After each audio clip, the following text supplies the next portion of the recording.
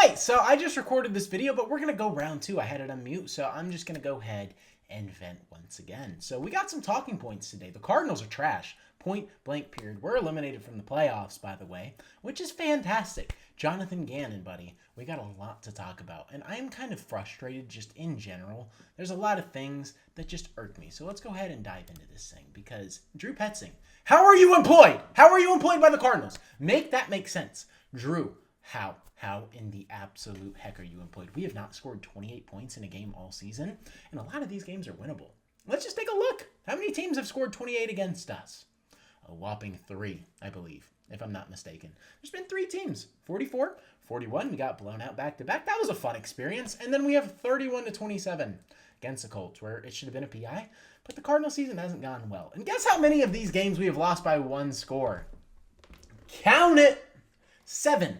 7 total. It just doesn't make sense. How is this coaching staff so bad? How is the execution so bad that we have had every game handed to us, basically? Or at least it's in the realm of possibility, and we just continue to crumble. Well, let's go ahead and talk about that today. Because this guy, Jonathan Gannon, I was backing him at the beginning of the season. I don't know if I can do that anymore. And the only reason that I think you can justify keeping him around is that, 1, this team is super banged up. I get that. But 3-9?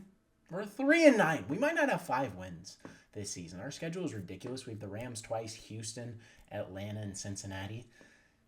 What is that? 1 or 2 winnable games, possibly. So if we even get to 5, I just hope we lose out at this point. But Gannon, the only way you can justify that is that you have close losses. This team is super banged up, and Michael Bidwell just flat out does not want to spend money. Because guess what? Jonathan Gannon, 2 years left on his contract, till 2027, I believe. And then Cliff, we're also paying him a severance, so we're paying out his contract till 2027 as well.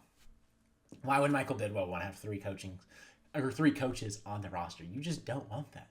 You don't want to pay 3 guys. So Gannon will at least get another year, I'm assuming, with the incentive that he has to make the playoffs or he will be fired. There's going to be pressure next year because there should have been pressure this year to make the playoffs. There should have been expectations, and we have fell short. And Gannon, you failed.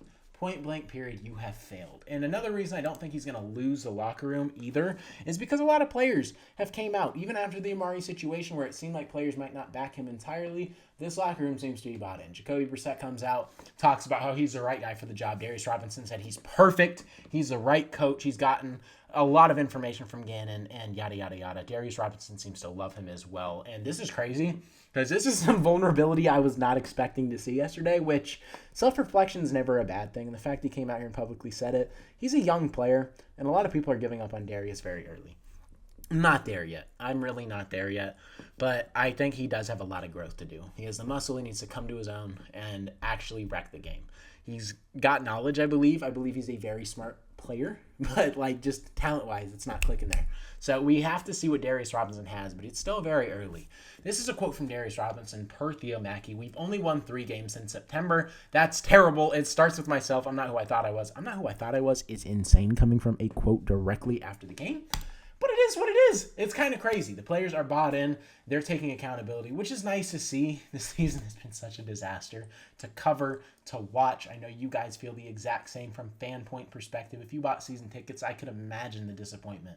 I don't even go to games, and I feel for you guys. I feel for you. Paying money to go see this. If you're a season ticket holder, I don't blame you if you cancel. And if you're a Cardinals fan, you're not even watching my videos anymore, I also don't really blame you because it's hard to even be checked into a team that's 3-9 knowing nothing matters. Nothing matters at the end of the day. I don't blame you guys whatsoever. And this is also something that pisses me off. Drew should not be employed by the Cardinals. Flat out. Don't know how he has a job, but he's here. And Jonathan Gannon, this is back-to-back weeks where he's pissed me off. He has pissed me off flat out. He says he loved the play call to take a deep shot on 3rd and 1. And typically teams have a play that is just so money that they'll go to it in short yard situations, have to have it. Gannon, why are we taking shots down the field on 3rd and 4th and forever? Last week, 4th and 2, we're taking a deep bomb to our 6th or 7th string wide receiver in Xavier Weaver. Why? In double coverage. Why? I don't care if the ball had a little more loft on it. You're not supposed to take a deep shot to a post, especially to Xavier Weaver.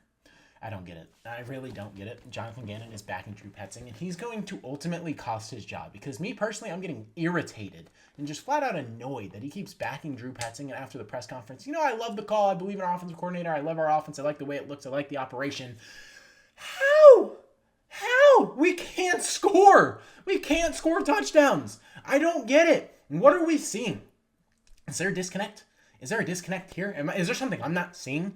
Because what I'm seeing is the offensive line is bad. Systematically, we're not the same offense. We can't run the football. The offensive line is terrible. And we just have to freaking throw the ball 50 times a game. And at this point, I'm for that. That's what I've been preaching to do. Stop trying to force the run if it's not working. But the fact you have to abandon half of the football game, normally it's like a 60-40, 65-35 split between pass and run, depending on the system. Guess what? We have to go like 80-20 at this point. It is predictable. The predictability is through the roof. Todd Bowles was on us saying, this team watches film. We watch film and film. We were able to tell that play to Bam Knight was going to the outside. That is something in film study that the offense, they have little tendencies. They have things that they can pick up on. Clearly, we're predictable because they shut us down with Michael Wilson on fourth down, and that as well. And they read it like a book. And Todd Bowles came out and said that. That is a flack on Drew Petzing. And until you can come to grips with that, you're not going to win. You're not going to win with Drew as an offensive coordinator. We won 8 games last year. The problem was compatibility. We could not play continuity. We couldn't play complementary football. The offense would struggle. The defense would play good. The defense had that stretch last year. They played phenomenal. This year, I showed you guys the numbers. We have not played good on the offensive side of the ball. And the defense has ranked bottom 20. But the offense, they're pissing me off. Just flat out. Drew Petzing, I believe, if he wasn't the offensive coordinator in this team, I wish this regime wasn't so late on decisions. They were late to put Trey McBride in, if you guys remember. I was calling for this. This is a 24-year-old YouTuber. I was 22 at the time, I believe. I was saying put Trey McBride in, and they were like 4 or 5 games late, and Trey McBride has blossomed. I didn't think he was going to be a generational superstar, the best tight end in football. I did not think that, but at the time, I'm like, this is a guy you took in the second round. Maybe you didn't take him. Steve Kine took him, but why not see? Zach Ertz coming off an ACL should not have been the starter. Like, that should have just been a thing. Should not have been the starter. I said put Trey McBride in early. It took him like 4 or 5 more games to do so. How are you that slow? And then the same thing, obviously Clayton Tune did not pan out, but I just wanted to see change at quarterback. Josh Dobbs was throwing like 58% every single game completion percent. And people were telling me this is the next coming. This is the guy to replace Kyler Murray. I just wanted to see Clayton Tune. The offense sucked. A lot of people for some reason love the way Josh Dobbs played football. I don't get it. I really don't know. But for some reason, they loved it. They love winning one game. They can go 1-7, 1-8. But like, as long as it's not Kyler Murray, it's okay. I wanted to see Clayton Tune in action a little earlier, like 5 games earlier. But when they put him in? They put him in against the Cleveland Browns. The defense who has the best defensive player in football still holds true in 2025. They put him against him in the best defense, and we got shut out. Just these late decisions and the bad decisions internally. Clayton Adams should have never left. This offensive staff should have been retained, including Drew Petzing. Yeah, that's crazy. Drew Petzing should have been retained, but after week 3, he should have been let go. And we should have had everybody and all the coordinators under him staying the same because the way we were running the football, the designs, we looked okay. We had a true identity, trying to play smash mouth and aggressive on defense. We can't run the football now. The offensive identity has changed. And Drew Petzing, the schemes, there's a lot of route combinations that just clash. They don't go together. And Drew Petzing, if you are coordinator next year, I don't know how you back this team. Flat out. If you're going to trade Kyler Murray and you're going to rock Jonathan Gannon, which Benjamin Albright has came out and said that is going to happen, and Drew Petzing, he's not 100% sure, but he expects him to be gone too. And guess who we're potentially going to replace him with? Kevin Stefanski. We love Browns coordinators and keeping it in the Browns tree. I hate that, but I'm just hoping that's not the route Gannon goes. It's just really frustrating at this point watching this offense and how incompetable it is. It makes no sense. It's not an NFL offense. This doesn't seem like an NFL coaching staff. And if you're going to bring Drew Petzing back, you cannot bring Jonathan Gannon back. Or it flipped that. Sorry. If you're going to bring Jonathan Gannon back, you cannot bring Drew Petzing back. Whoa. Jonathan Gannon, I would not be against keeping him for another year. Clearly has the locker room. Drew Petzing, you're an idiot. But if you bring him back, I don't know how you're going to sell that to fans because Drew Petzing is clearly the problem.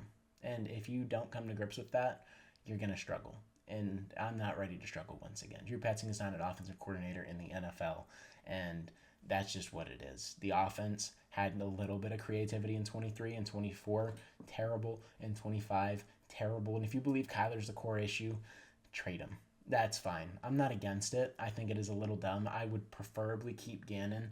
I would preferably keep Kyler and get a new offensive coordinator. But someone's got to get scapegoated, and that's going to be Kyler because you got to pitch at the fans, and you also have Jonathan Cannon fighting for his job. And if he doesn't believe Kyler's that guy, Michael Bidwell is probably going to allow them to trade Kyler. And if you cut him, also a terrible decision. But we'll see what happens. But if Drew Petzing is the offensive coordinator for the Cardinals, it's just not going to cut it. So you guys let me know how you guys feel about it. But there's a lot of things with this coaching staff that irk me, and I think changes need to be made. Perfect world, if this was me playing Madden, Kyler Murray is still the quarterback in 2026. In 2027, maybe you look off to get a new quarterback. But at this point, either you capitalize on Kyler's value when you truly don't believe in him. If you don't believe in him, trade him. And I believe in him, but that's not the consensus for everybody. So I'm not against trading him as well. If you're going to ride Gannon, which is probably the smart thing to do because Cliff is under contract till 2027. Michael Biddle is not going to play 3 coaches. Gannon's under till 2027. You're at least going to wait that out another year. Then that'll be the final year after the head coach completes his first year. That's probably the smartest thing to do for Michael Bidwell, especially his pockets. So let's see what happens. You guys let me know what you want to be done by the Cardinals, but this coaching staff is slowly losing me. I was all for Gannon when we were like, what were we, like 2-4, I believe, or I don't remember exactly, but you guys know I was with Gannon even after he pushed Amari. He's just lost me as time goes on, especially with what he says in the post-game pressers. He's losing me completely, so we'll see what happens. But with that being said, that is going to wrap it up. If you guys did enjoy, consider hitting that subscribe button. We're on the road to 10K. Also, post content on Bleacher Report. Download the app, follow me, Mythic AZYT, or go to the Cardinal section. You guys will find my content. So appreciate you guys. It's been your boy Mythic. Much love. Appreciate you guys for tuning in. Peace out.